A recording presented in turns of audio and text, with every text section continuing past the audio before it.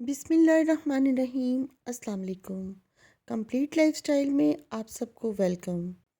आज मैं आपको एक सबक आमोज़ और बहुत ही दिलचस्प वाक़या सुनाने वाली हूँ, इसलिए वाक़ये को गौर से सुनिएगा और वीडियो पूरी देखिएगा। एक रात सुल्तान महमूद गज़नवी सो रहा था कि अचानक रात के आखिरी पहर उसकी आँख खुल गई और कुछ बेचैनी सी तारी हो गई। उसने दोबारा सोने की बहुत कोशिश की मगर नींद नहीं आई। आखिर इसने सोचा शायद कोई मेरे दरबार में कोई फरियाद लेके आया हो। उसने अपने दरबारियों को हुक्म दिया कि जाके देखो, बाहर कोई फरियादी आया होगा या कोई भूखा फ़कीर आया होगा। दरबारी बाहर गए, उन्होंने इधर उधर नज़र दौड़ाई मगर उन्हें कोई भी नज़र नहीं आया।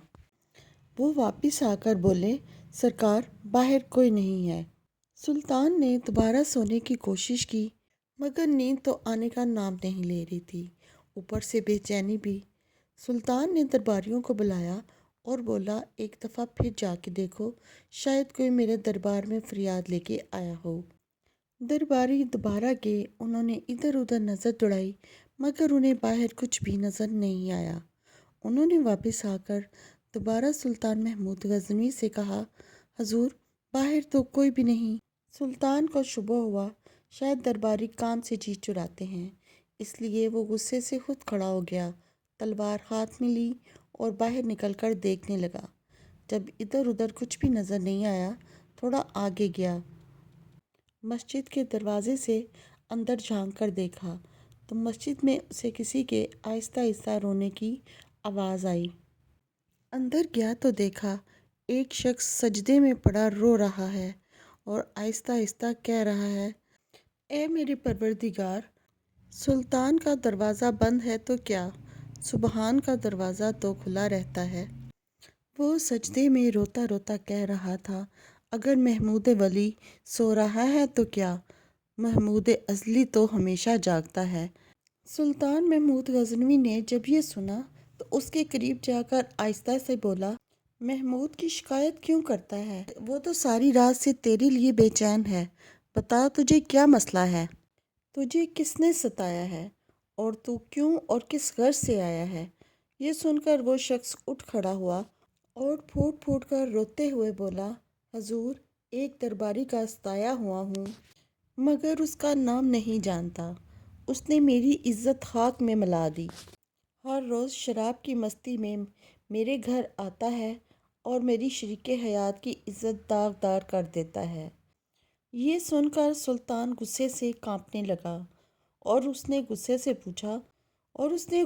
पूछा कि बता, क्या इस वक्त भी वो मालूम वही है? उस शख्स ने रोते हुए जवाब दिया, अब तो बहुत रात गुजर चुकी है, शायद अब तक वो जा चुका हो। सुल्तान ने कहा, ठीक है, अब तुम जाओ, जब वो दोबारा आए तो उसी वक्त मुझे इतला दो। वो जाने ही लगा था कि सुल्तान ने कहा, ठहरो, और अपने पहरेदारों से कहा कि इस शख्स को अच्छी तरह पहचान लो। जब ये दोबारा आए उस वक़्त मैं चाहे सो रहा हूँ या जाग रहा हूँ, दिन हो या रात हो, मुझे फौरी इत्तला दो। इतना कहकर सुल्तान अंदर चला गया और वह शख्स अपने घर। तीसरी रात गुजरी ही थी कि वो शख्स दोबारा महल के दरवाजे पर पहुंचा ही था कि पहरेदारों ने उसकी शक्ल देखते ही उसे सुल्तान के पास पहुंचा दिया। सुल्तान जाग रहा था, तलवार लेकर उठ खड़ा हुआ और बोला, चलो। वो शख्स आगे आगे जा रहा था और सुल्तान तलवार लिए गुस्से में उसके पीछे पीछे। उसने एक जगह पहुंचकर एक घर की तरफ इशारा किया और कहा, सुल्तान वो मेरा घर है और वो शख्स अंदर है। सुल्तान गुस्से में अंदर गया, देखा तो एक मालून वहाँ लेटा हुआ था। सुल्तान ने तलवार का एक भरपूर वार किया और उसकी गर्दन तन से जुदा हो गई और उसका पूरा खून फर्श पर बिखर गया। सुल्तान बाहर आकर उस शख्स से बोला, अब तो तुम्हें महमूद से कोई शिकायत नहीं। सुल्तान ने उस शख्स से जाए नमाज मंगवाया और वहीं शुक्राने के 2 नफल अदा किए। उसके बाद उस शख्स से बोला, घर पर कुछ खाने को है तो लाओ।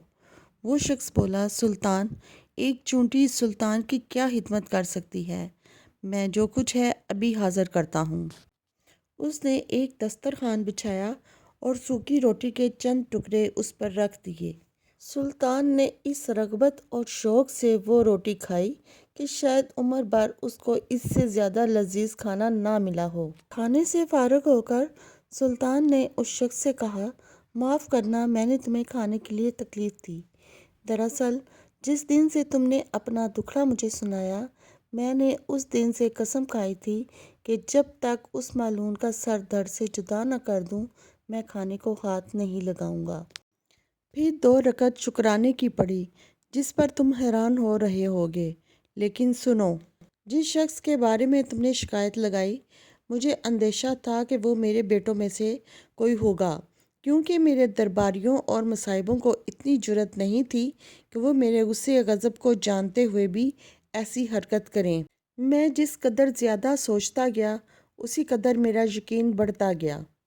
اتنی بڑی گستاخی کی ہمت صرف بادشاہ کی اولاد کو ہی ہو سکتی ہے، مگر جب میں یہاں آیا تو مجھے معلوم ہوا کہ یہ شخص میرا بیٹا نہیں کوئی اور ہے، اس لیے میں نے شکرانے کے نفل ادا کیے۔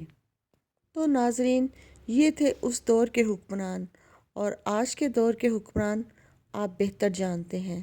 اس کے ساتھ ہی مجھے اجازت دیجیے، اپنا بہت سا خیال رکھیے، ملتے ہیں اپنی اگلی ویڈیو میں، تب تک کے لیے خدا حافظ۔